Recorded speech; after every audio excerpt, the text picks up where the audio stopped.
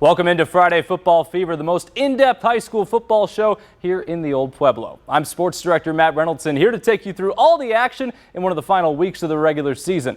The 1A postseason is already underway. The 2A and 3A playoffs begin next week, and all other divisions begin bracket play November 9th. And tonight's O'Reilly Chevrolet Game of the Week features a matchup of two major contenders in 4A, Walden Grove and Micah Mountain. Micah Mountain looking to improve to 8-1, but facing a Red Wolves team on a win streak. First Bolts drive after a botched fake punt. Quarterback Jaden Thorson lofts one toward the end zone, right in the midst of Jonah Garcia for the opening score. Next possession for Micah. Home team looking to add on to it, but Walden Grove's defense stands tall. Enzo Morales with a pick in the end zone.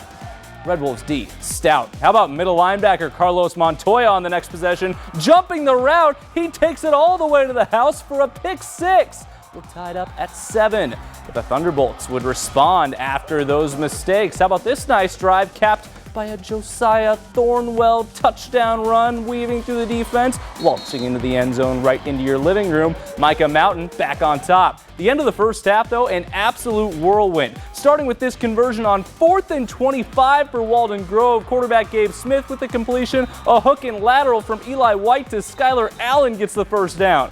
But the Micah defense stands tall on the goal line, stuffing the Red Wolves for a turnover on downs to maintain the lead. Big game. And that one finishes up Micah Mountain winning 21-7.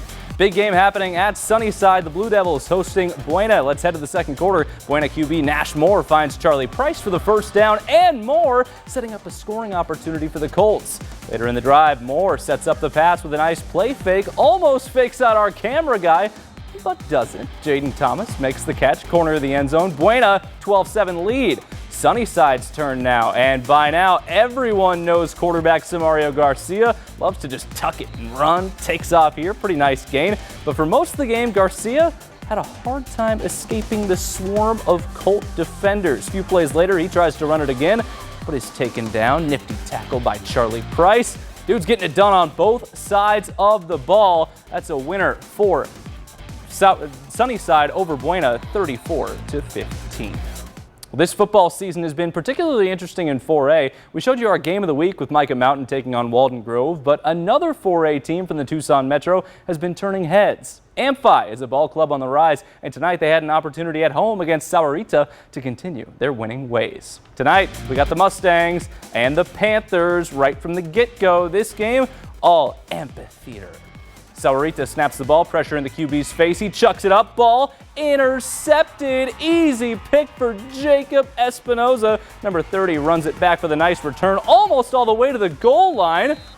Very nice football in this game. Amphi trying to run it. The play gets absolutely snuffed out. That Mustang defense really figuring itself out on that drive. But later, how about number 10, Emmanuel Silva dropping back, dropping it over the middle. Rudy Rios snags it, gets the easy yardage to goal to go. Capping off the drive, Panthers hand the ball off to the big man who leaps his way into the end zone for the touchdown. In the end, Panthers just too much for the Mustangs. Amphi wins 47-0.